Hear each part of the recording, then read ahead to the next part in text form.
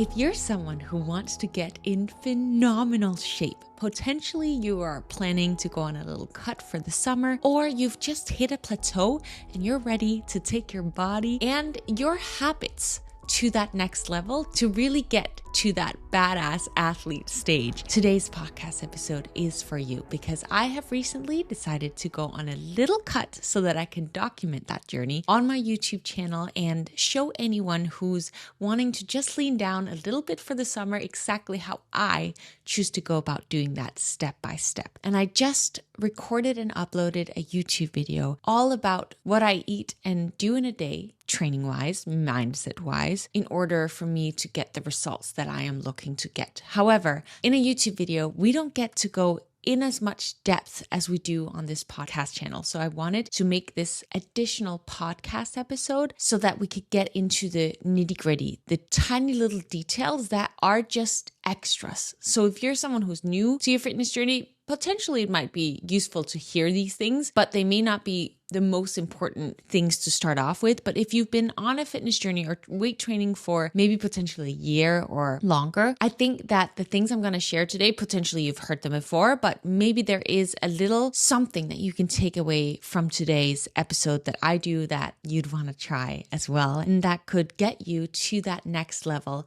and overcome the plateau or make this cut that you're about to embark on feel a little bit easier, more fun, more challenging in the good way. And I've written down 8 different training/fitness hacks, 9 different nutrition things that I tend to do and that you potentially would be wanting to give a try and apply as well as some cardio hacks to finish off with, because I had before this cut increased my fat mass quite a bit after having moved to Santa Monica and increased my cardio. And I'm gonna dive into why this is and how one of my challengers recently experienced something similar after doing the 45 hard. But first, let's go into the more advanced training strategies that I use. And the first one you've heard before, and it's going to be the most basic one of all the hacks that I'm going to share with you, but I think it is an important thing to mention, which is progressive overload. And I can cheat myself when I'm not on like a,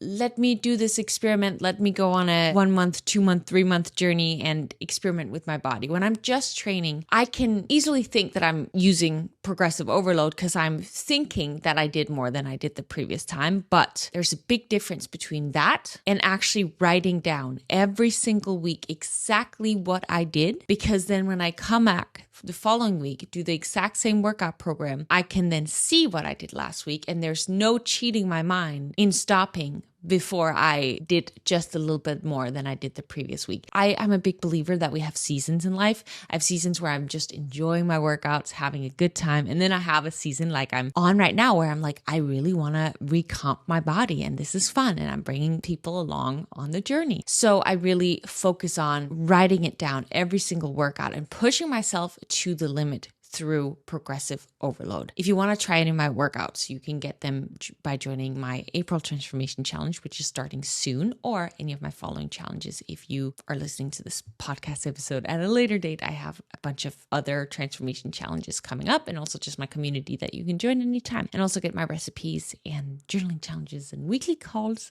and daily chats inside of our community. The next thing that I want to share with you that I do is I actually take quite long rest periods in between each set. And I just saw a recent study that showed that when we take shorter rest periods, let's say 60 seconds or less, it does increase the metabolic stress that is happening inside of the body, but it doesn't lead to a higher muscle growth. The reason for that is obviously our heart rate is still up and potentially our muscle that we're working hasn't been allowed to recover to the same extent as when you take maybe a 2 or 3-minute rest period in between. Now, if you're in a bulk, you're more capable of doing less rest and maybe more supersets, triple sets, things like that. But on a cut, and just generally when when wanting to build muscle as a whole, allowing your body that little bit of extra rest time in between will allow your muscle to recover to the extent that during the next set, you have more to give. You're able to maybe potentially do the 12 reps with that weight that if you'd only allowed yourself half of that rest time, you would have only been able to do maybe 8 to 10 because your heart rate is still elevated and your muscle hasn't been allowed that recovery time to really go back in and give it absolute everything it's got. So I do tend to take longer rest periods, and I know that that can be challenging if you don't have a lot of time. I'm someone who, it's a non-negotiable for me to not want to rush through my workout. I work both before and after my workout, and it's the time that I get to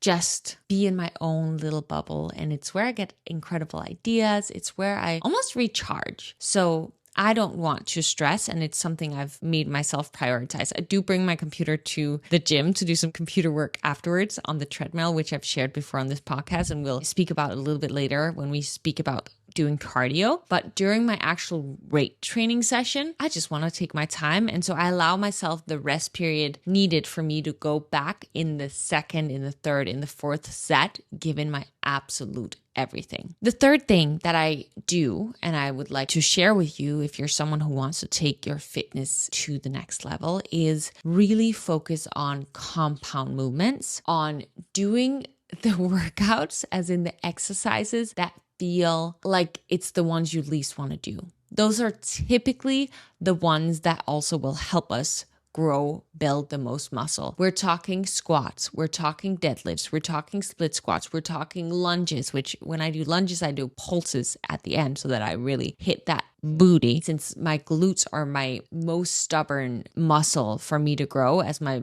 genetics have a harder time building glutes. However, it is possible. I've proven it's possible. I've developed bigger glutes. They're not big, but they're bigger over the last couple of years through consistently using progressive overload, but really just doing the exercises that you know are going to help you build the most muscle. Something that's really important for all of us females to be aware of is that when we do workouts where we get that burning sensation, where it's like pulsing and let's go, and we keep our heart rate up and we're pulsing, those like aerobics, like kind of vibes, or we just go from one exercise to the next kind of hit type of workouts. When you feel that burning sensation, it doesn't necessarily mean that your muscle, this burning sensation occurs because our muscles produce waste products like lactic acid. And that is why we experience this burning sensation, but that is not necessarily due to massive muscle growth. And so we more want to get to a place where we completely fatigue the muscle, as in we literally cannot do another rep because our muscle gives up. It's not strong enough to do that last final rep. And so just like when we're taking shorter rest periods, it leads to more metabolic stress rather than muscle growth. And another example of this causing metabolic stress over actual muscle growth is when we don't do full range of motion. We can get that burning sensation and feel like we're really working out hard when we do more like fast, maybe not so full range of motion, as in fully allowing the muscle to stretch and fully going through the entire motion in the movement. We can feel that burning sensation, but again, it's more of a result of metabolic stress over damaging the muscle in a way where it builds stronger, builds bigger, and we create hypertrophy. That is something when I'm on a cut, like right now, I really focus on every single rep being perfect. I love being fast and do and just go in my daily life. That's who I am as a person. So it requires a lot of attention, a lot of focus for me to really go in and focus more on the quality of each exercise, each rep, than just going through the motion. So I don't know, maybe someone here needed to hear that as well. And when I say the full range of motion, for example, when you're doing a deadlift, when you're going down, you want to make sure to really feel the stretch all the way. And then you want to make sure when you go up, if you're focusing on the glutes, that you're squeezing the glutes all the way up. And same when you're doing hip thrust, you're taking the thrust to the top. And when you're going down, really focusing on lowering slow and controlled so that you can build that mind muscle connection and really focus on the glute muscle as you're lowering the movement. Same goes with lat pull down, for example, or pull-ups. If you're doing a pull-up, you pull it up, but then not just releasing to go down, but you're actually lowering slowly and controlled, which leads me to the next point that I've written here on my list, which is tempo training and really focusing on that eccentric part of the movement of the exercise where you don't just release it, you actually keep it slowly and controlled when you're lowering the exercise. Whether you're training back, biceps, legs, whatever you're training, really focusing on at least giving it 2 seconds. You may even want to give it a hold at the top, for example, on your pull-ups or in your hip thrusts or in your squats, keeping it 1 second at the bottom, in your deadlifts, keeping it 1 second at the bottom. I definitely feel a massive difference, and I'm able to do a lot less when I do focus reps like that, which is actually another point I wanted to bring across, which is if you do a few exercises with not too many sets, but you do every single rep to perfection, it will any day be better than doing a bunch of exercises and just going through the motion and not focusing and not lowering while you're controlling the movement. Any day will it be better to do less but more focused than do more and just kind of go through the motion. And this is something I did for many years. So it's just my natural tendency to do that, but I can do far less when I'm really focusing on making it challenging. Like I can do a bunch of lunges, but if I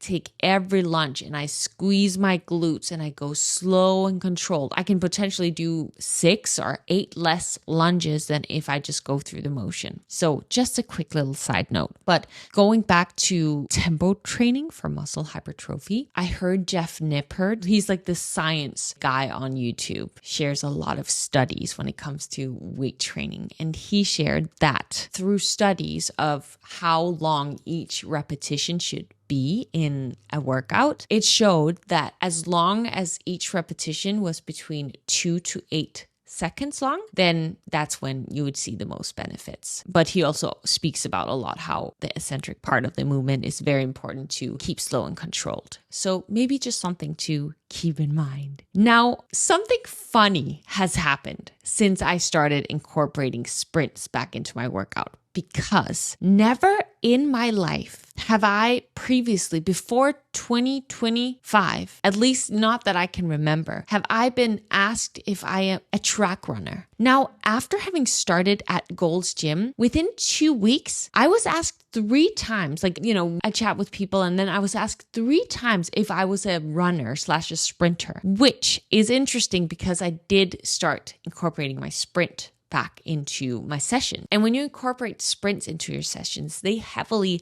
recruit high twitch muscle fibers, specifically in the glutes, in the quads, hamstrings, and calves, helping those muscles become more pronounced. And if you listen to the podcast episode that I made with Brooks, who's an IFBB pro athlete, she also mentioned how it really can help change your body recomp when you do these sprints. And I often speak about these sprints on this podcast, sharing the mental aspect of it. But physically, it has potentially, I believe, made a little bit of a difference in my back end muscle development. So I did want to share that. But another thing it does is obviously because I get my heart rate so high and it's interval training, I get in better cardiovascular shape. And because of that, I don't fatigue as easily when I am doing strength training. You may have tried doing squats, which is very heavy, and potentially you could have done a couple more squats, but because your heart rate is so high and you're so out of breath, you can't do anymore. So just wanted to share that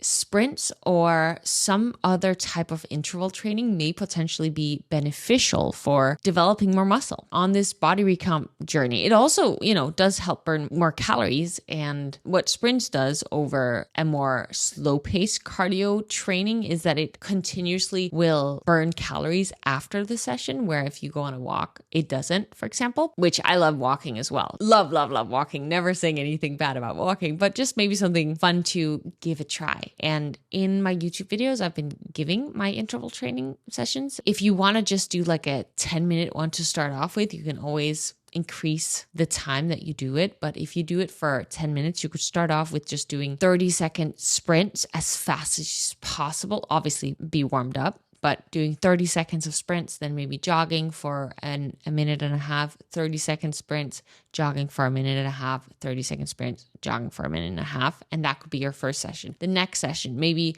you do more of those 2-minute blocks, or potentially you move it up to 45-second sprints and do a minute and 15 seconds slower jog recovery and do another 45 seconds on, 1 minute, 15 seconds off. There's so many different ways that you can do interval training. I think it's just about starting somewhere and then for every single session, increasing it. That's what I like to do. The last two things that I want to share are more like personal things that work for me, which is when I'm in a phase where I'm just trying to challenge myself and build more muscle. Sometimes, you can feel tired, you can feel fatigued. And if I'm not in like a very focused state, I'll do whatever I can and then I'll feel good with it. But when I am in this phase of my life, I really want to push through. I really want to do the best that I can. And so I just really focus on just one more.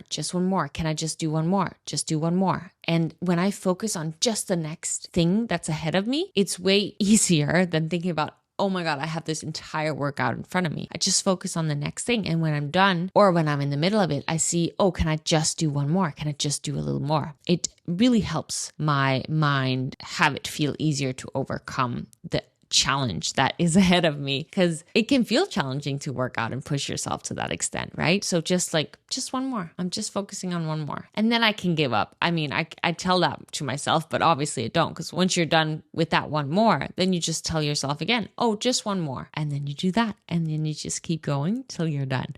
And you feel so proud of yourself. The last thing is speaking to myself. And I've previously spoken about how I will say I'm a badass athlete as like an affirmation, and that when I'm doing my sprints, I'll say I'm unstoppable. I can do this. I can do anything. Like just really encourage and hyping myself on. But something that I recently did that I wrote inside of my Challenger community group, which by the way, I did share these little tips in the community chat, a couple of them that I have been incorporating inside of my chat. And I do that every day. I write with the challengers and hype them up and encourage them and give them my tips and the things that I am doing and that's working for me just like they do. So it's really awesome to have a massive group of people who just share what works so that you can continuously get inspired and find all of these awesome tips as to what works for others so that we maybe can apply it and it can work for us as well. But this thing that I started saying to myself is if I'm finding a lift challenging, I'll say 1,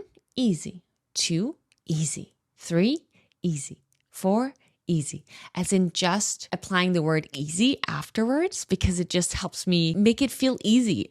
It's really powerful how we can trick our brain into believing something is easy if we're telling ourselves it can. And I have found that I can do at least 2 more reps when I do this because it just tricks my brain. But moving on now to the more advanced nutrition hacks. And let's just start off with talking about calculating macros. My way of tracking macros is pretty inaccurate in the way that I just eyeball things. And the reason I do that is because I've tracked in the past. I know pretty much what is calorie-wise in the different foods I eat. However, whenever I start anew, let me track for a little while so that I can share with my audience and I want to be more accurate, I'll start just tracking for a couple of days or just a couple of things that maybe I'm thinking, oh, maybe this is very much not accurate. And what I realize when I then start tracking again is that I often underestimate something or overestimate, that I'm a little bit off. So I do catch myself cheating when I'm not on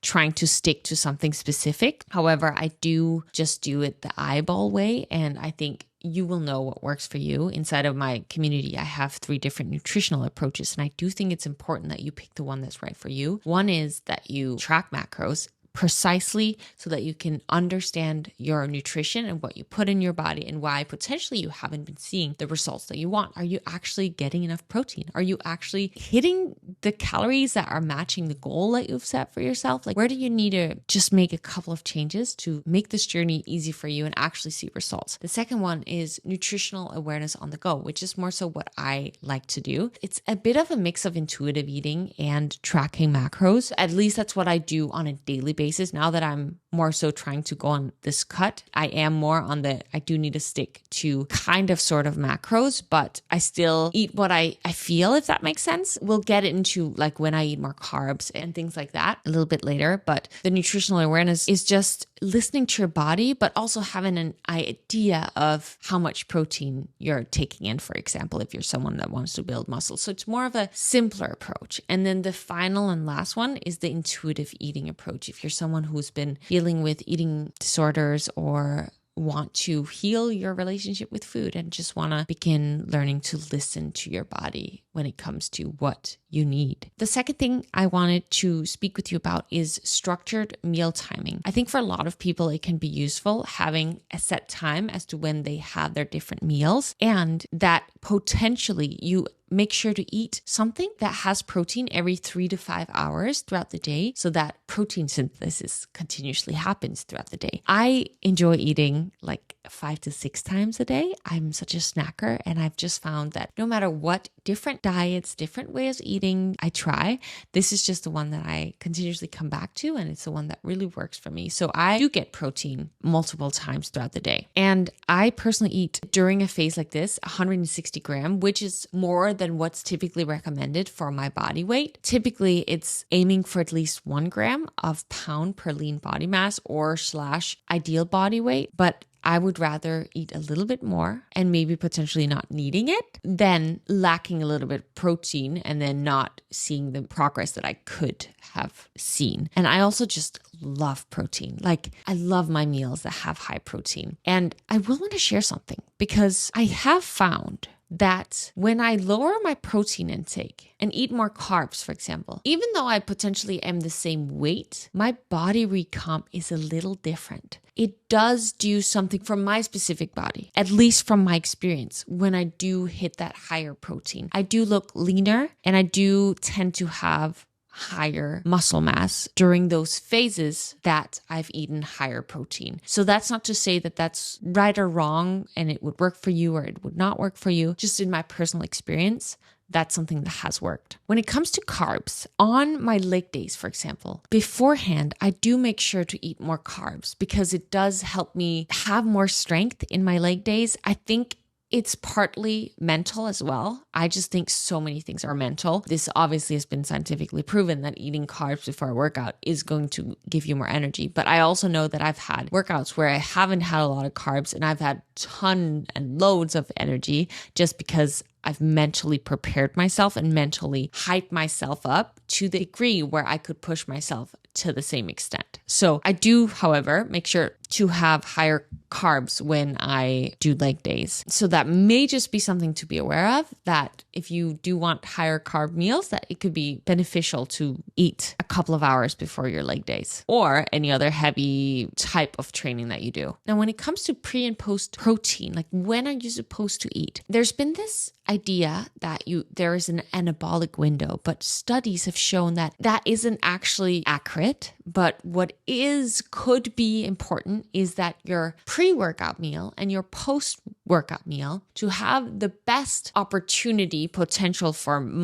full-on muscle growth. It's just important that those two meals are no more than 6 hours apart. That way, your pre-workout meal and your post-workout meal will help fuel your muscles on both ends. Now, the sixth is creatine.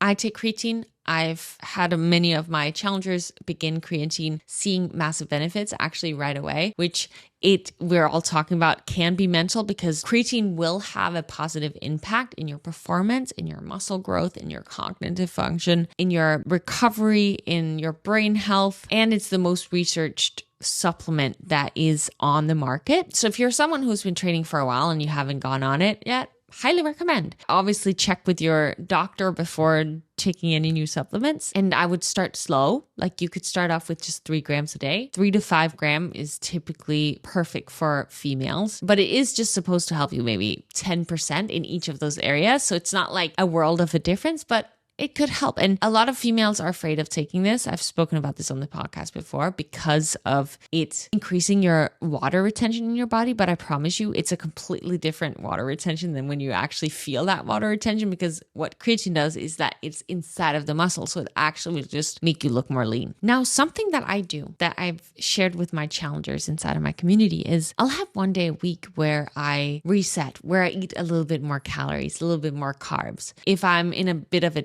caloric deficit, it helps me having one day a week where I just eat a little bit extra. And because it's scheduled, I still feel like I'm sticking to the plan. It's a part of the plan. The next day I wake up feeling like I've eaten everything I needed. Like it just feels good. And I think what has happened for a lot of people when they try to be in a deficit is that, they're in a deficit for so long that suddenly they crash because they're just over starvation mode and then they eat everything and anything. But for me, just having one day a week where I eat at maintenance, it just helps me feel good throughout the journey, and I'm not in a rush. I'm doing it slow also because I want to maintain as much muscle as possible, which when you're in a cut, if you lower your calories too much and you cut too quickly, there's a bigger chance that you're going to lose a lot more muscle when you go about doing it. So it's just something that works for me. It may not work for you, but I just wanted to share that it's something that I do. And then, as you know, I maximize my satiation and satisfaction, whether I'm in a cut or in a surplus. Like I just always eat higher volume foods, higher protein foods. And something that my challengers have told me time and time again is that when they increase their protein intake and eat the amount of protein that I share with them that they should, they're like, I feel so full. All of a sudden, I'm eating less calories, but I just feel so full. So I almost can't eat the amount of food that I need to eat in order for me to, hit my calories for the day. And it's real. Like protein does satiate you in a different way. And something else that is a little fun to share is that when your body digests protein, it will burn more calories than when it digests carbs. So you're actually burning more calories when you're eating protein than when you're eating something like carbs. So that being said, 200 calories worth of protein is different than 200 calories worth of carbs. It's actually less because of the way your body digests the protein. It's this thing that you may have heard of called the thermic effect of food. And when you eat protein, your body burns 20 to 30% of whatever you eat through digesting the actual food. When you eat carbs, your body burns 5 to 10%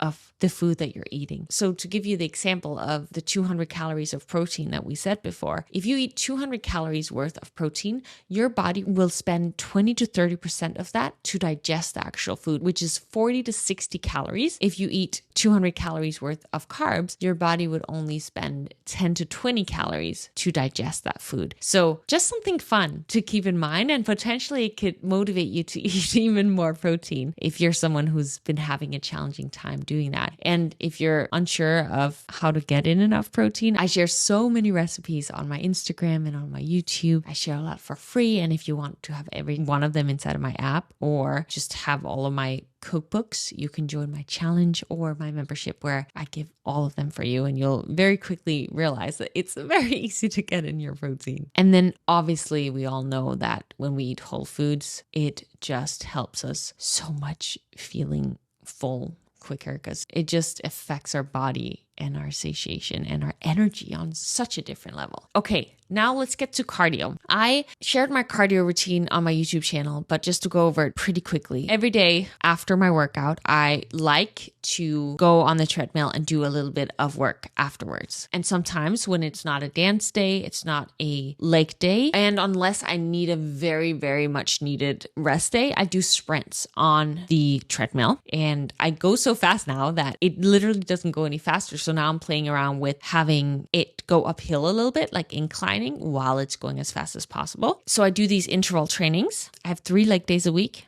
and 2-3-ish upper body days, and dance once a week. At least I try. And then yes, the sprint sessions are typically on my upper body days. And then, like I mentioned, I will after that just walk on the treadmill and do some work. Either I bring my computer, I'm one of those weirdos, or I just do it on my phone if it's more simpler things like responding to emails and messages and things like that I can do on my phone. And then I want to share something because I moved to Santa Monica. One of the reasons was that I wanted to be able to rollerblade, like to go to everywhere, because that's what I've always done when I lived in Denmark. I would always rollerblade everywhere. And something really interesting happened. First, let me talk to you about my challenger who experienced this. She's done like a 3-step 75 hard where she's taken breaks in between, but she had seen a bunch of progress in her body fat percentage from beginning of January, doing my challenge and, being consistent with the workouts and the diet and all of it. Then she took the body fat test before her 30-day challenge. And after the 30 days, she still's crushing it. Like you can see such big changes in her body, just like she's a killer. But the interesting thing was like she hadn't lost body fat percentage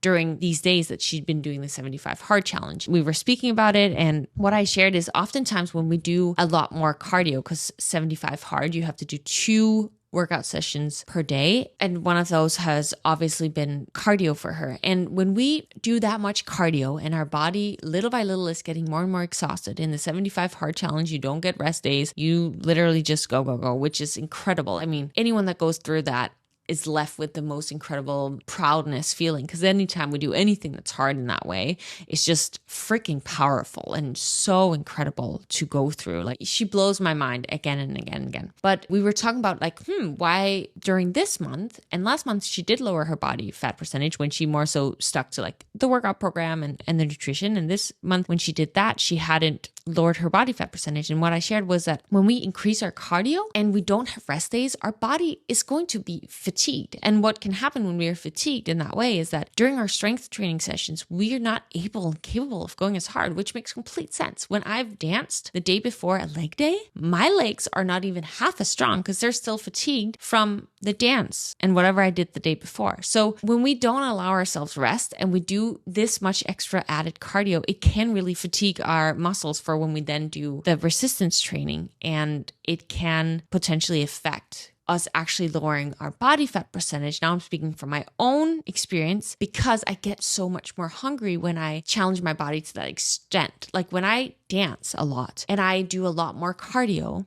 like when I moved here to Santa Monica and I would roller skate to the gym and I would also do my cardio at the gym. Like I would just move a bunch more. I would just eat and eat and eat.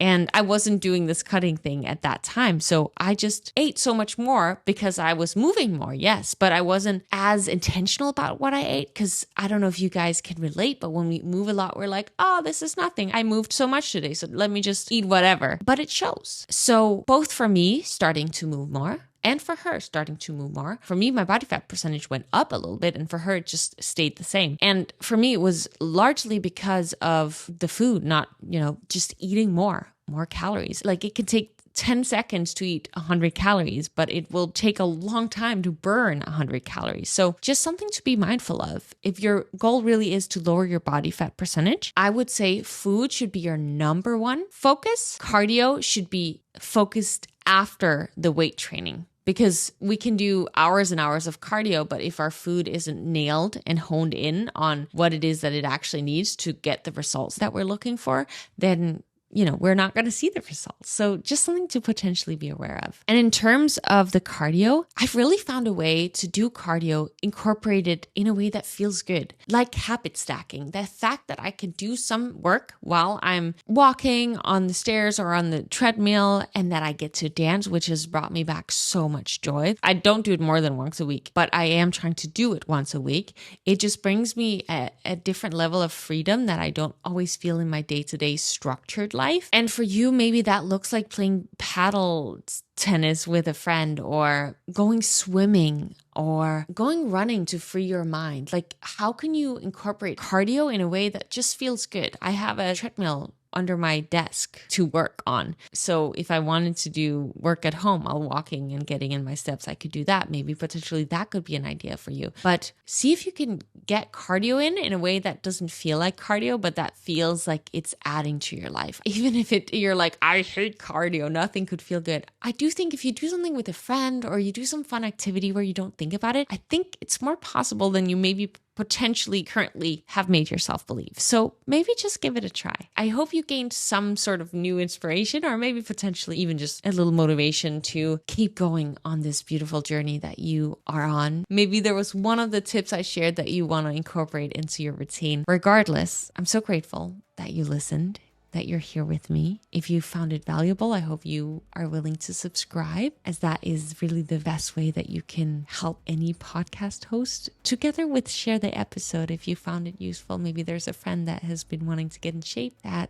could find this episode useful as well. And if you feel called to join my next transformation challenge, I'll make sure to have it linked below. I hope I get to see you in there, and I hope you go out there and have a beautiful day. And as always, remember that in order for you to grow, you have to challenge your norm. Bye.